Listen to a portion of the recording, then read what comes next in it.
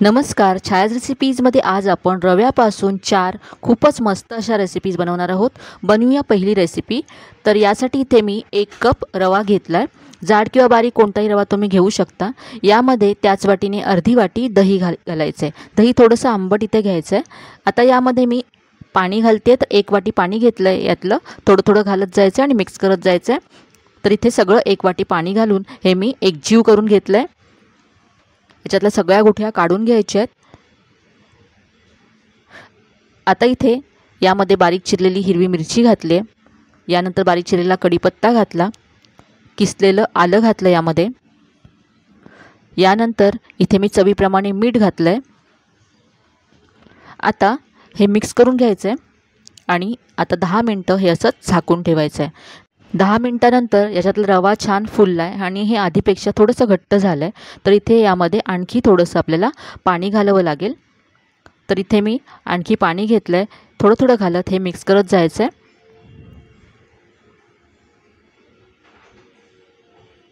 तर याचा आपण उत्तप्पा बनवणार आहोत. तर तव्यावर घातल्यानंतर पसरेल इतपत हे आपल्याला सैल हवं आहे. पहा, असं करून घेतलं आहे मी. आता इथे मी एक विस्कर घेतला आहे. तुम्ही एखादा चमचा घेऊन त्याने हे 3 ते 4 मिनटं असं छान फेटून घ्या. यामुळे रवा, दही, पाणी छान सगळं एकजीव होईल. तर इथे हे सगळं 3 ते 4 मिनटं फेटून घेतल्यानंतर यामध्ये पाव चमचा बेकिंग सोडा घालायचा आहे. सोड्यावरती थोडंसं पाणी घालून पुन्हा हे सगळं मिक्स करून घ्यायचं आहे. तर हे पीठ आता तयार आहे.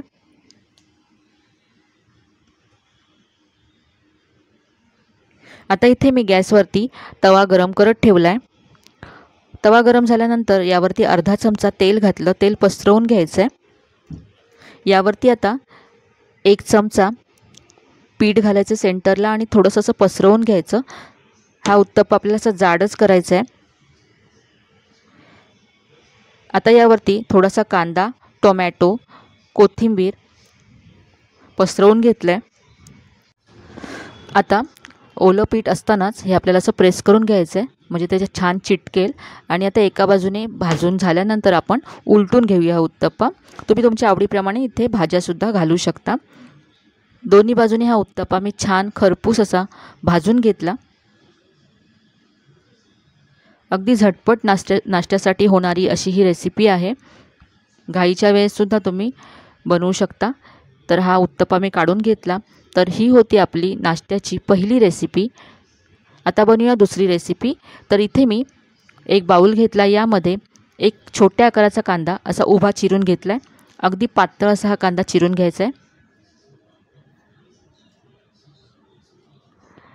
यामध्ये बारीक चिरलेला कढीपत्ता घातला. यानंतर बारीक चिरलेली हिरवी मिरची घातली.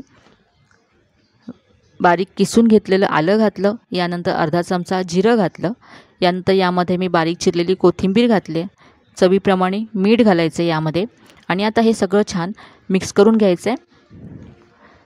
कांद्याला मीठ घातल्यानंतर मस्त असं पाणी सुटेल आणि या पाण्यामध्येच आपल्याला रवा भिजवून घ्यायचा आहे. तर हे कुस्करून घेतल्यानंतर इथे मी आता 1 कप किंवा 1 वाटी यामध्ये रवा घालते. यानंतर यामध्ये पाव वाटी दही घालायचे. थोडंसं आंबट दही घ्यायचं, म्हणजे चव रेसिपीला छान येते. आता हे सगळं मिक्स करून घेऊया. आता यामध्ये अजिबात पाणी घालायचं नाही आहे. कांद्याला जे पाणी सुटतं त्यामध्येच हे मळून घ्यायचं आहे. तुम्हाला सुरुवातीला हे कोरडं वाटेल, ड्राय वाटेल, पण जसं जसं तुम्ही मळत जाल तसं याला बाइंडिंग यायला सुरुवात होईल. तर पहा, याचा असा मी गोळा मळून घेतला आहे. आता हे आपल्याला कमीत कमी अर्धा तासासाठी असं झाकून ठेवायचं आहे, म्हणजे याच्यातला जो रवा आहे तो छान फुलेल.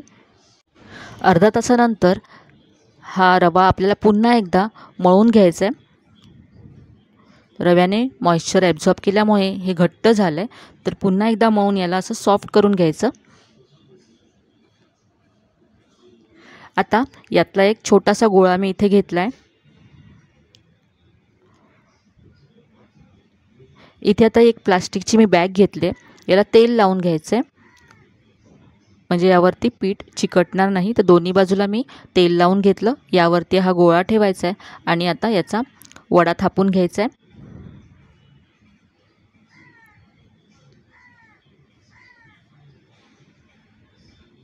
तर खूपच कमी साहित्यामध्ये टेस्टी असा हा वडा तयार होतो.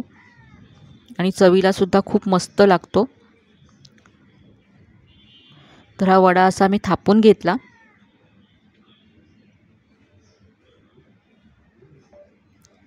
आता हा वडा आपण फ्राय करूया. तर तेल मी इथे व्यवस्थित गरम करून घेतलं आहे. यानंतर हा वडा सोडला. आता मीडियम फ्लेमवरती हा वडा फ्राय करून घ्यायचा आहे. लगेच याला उलटायचं नाही आहे, कारण हा तुटू शकतो. थोडासा फ्राय झाल्यानंतर आपण उलटून घेऊया. दोन्ही बाजूने मस्त गोल्डन ब्राऊन रंग आल्यानंतर याला काढून घ्यायचं आहे. पाहू शकता मस्त क्रिस्पी असा वडा तयार झाला आहे. तर ही होती आपली रव्यापासून बनणारी दुसरी मस्त टेस्टी अशी रेसिपी. आता बनवूया तिसरी रेसिपी. तर इथे मी 2 कच्चे बटाटे सोलून घेतलेत. हे आता किसून घ्यायचे. तर इथे मी पाणी घेतलं आहे. यामध्येच हे बटाटे आपण किसून घेऊया. दोन्हीही बटाटे मी किसून घेतले.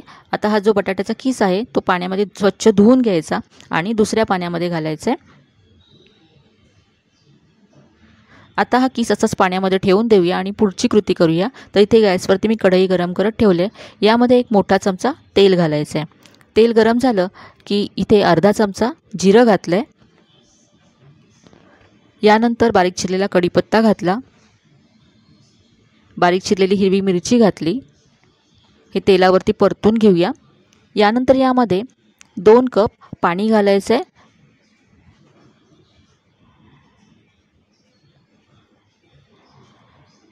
चवीप्रमाणे यामध्ये मी मीठ घातलं. यानंतर यामध्ये जो आपण बटाट्याचा किस पाण्यामध्ये ठेवला होता तो घालायचा आहे. याच्यातलं सगळं पाणी पिळून टाकायचं आहे आणि मगच इथे घालायचं आहे. बटाट्यामध्ये अजिबात पाणी राहता कामा नये इथे. तर सगळा किस इथे मी पिळून घातला. मिक्स करून घेऊया एकदा. आता यावरती झाकण ठेवायचं आहे आणि एक उकळी काढून घ्यायची आहे, म्हणजे बटाट्याचा किस सॉफ्ट होईल. तर इथे पाहू शकता पाण्याला उकळी आली आहे. आता इथे मी रवा घेतला आहे. तर हा बारीक रवा आहे. तुमच्याकडे बारीक रवा नसेल तर जाड रवा एकदा मिक्सरला फिरवून मग इथे घ्या. 1 कप इथे आपला रवा घालायचा आहे. आपण 2 कप पाणी घेतलं होतं, तर 2 कप पाण्यासाठी 1 कप रवा असं हे प्रमाण आहे. थोडा थोडा रवा घालत हे मिक्स करत जायचं आहे. एकत्र रवा घालू नका, नाहीतर यामध्ये गुठळ्या होतील. सतत मिक्स करत हे पहा आता असं घट्ट झालं आहे. याचा गोळा होतो असा. ही सगळी प्रोसेस करताना गॅस अगदी मंद ठेवायचा आहे. असा याचा गोळा झाल्यानंतर आता मी गॅस बंद केला. गॅस बंद केल्यानंतर 5 मिनटं हे असं झाकून ठेवायचं आहे आणि 5 मिनटानंतर हे मी एका बाउलमध्ये काढून घेतलं. आता हे थोडंसं आपण कोमट करून घेऊया. हे कोमट झाल्यानंतर यामध्ये बारीक चिरलेली कोथिंबीर घातली आणि पुन्हा एकदा मिक्स करून घेतलं. आता हाताला इथे मी तेल लावून घेतलं आहे आणि याचा असा मेदूवडा तयार करून घ्यायचा आहे.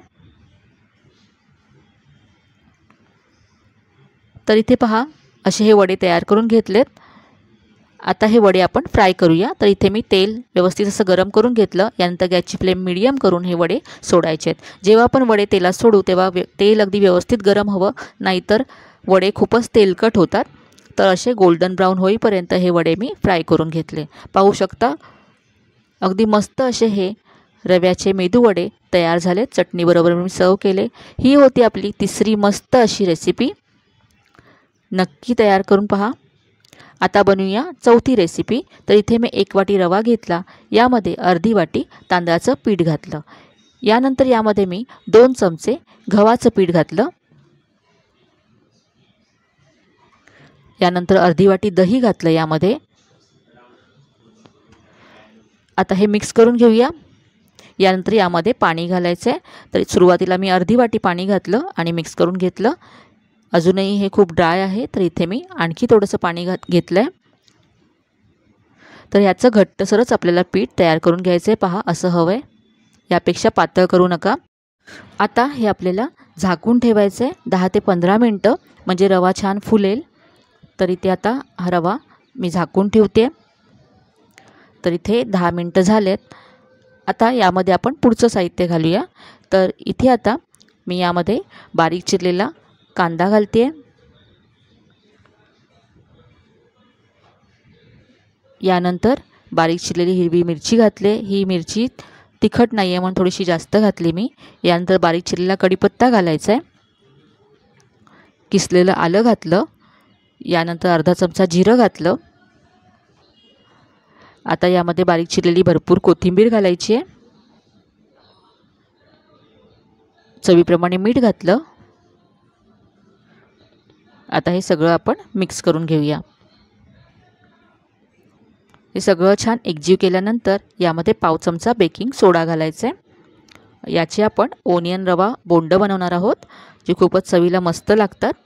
तर आता हे सगळं मिक्स करून घेतल्यानंतर इथे मी तेल कडकडीत गरम करून घेतलं आहे। आता गॅसची फ्लेम मीडियम करायची आहे आणि गोल आकाराची बोंड तेलामध्ये सोडायची आहेत। सोड्याशिवाय सुद्धा तुम्ही ही बोंड बनवू शकता। थोडासा पाव चमचा सोडा घातल्यामुळे ही बोंड छान अशी हलकी फुलकी होतात, म्हणून इथे मी सोडा घातला आहे। आता अशी गोल्डन ब्राऊन होईपर्यंत आपण ही फ्राय करून घेऊया।